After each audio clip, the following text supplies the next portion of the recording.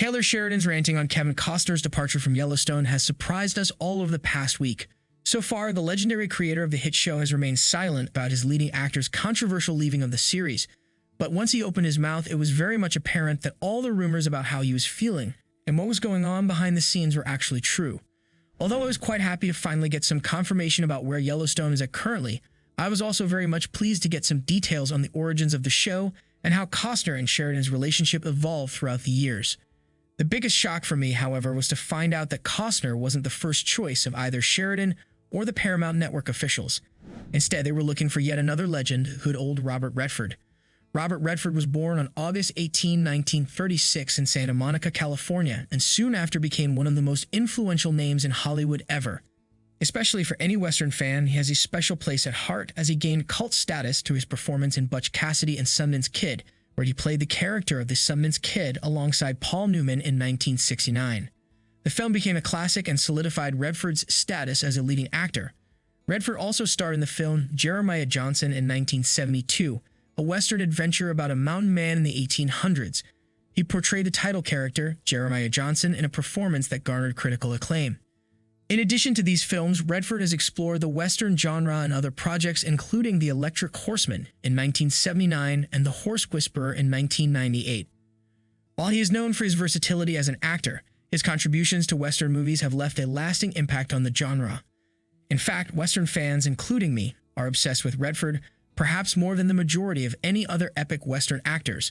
I mean, how can we not get obsessed with him? First of all, Redford's performances often embody the ruggedness, independence, and charisma associated with a classic Western hero. Additionally, his dedication to authenticity and attention to detail in his roles contributed to his popularity among Western fans.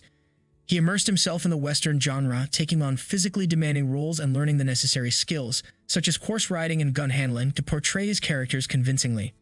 Redford's ability to bring depth and complexity to his Western roles also resonated with audiences.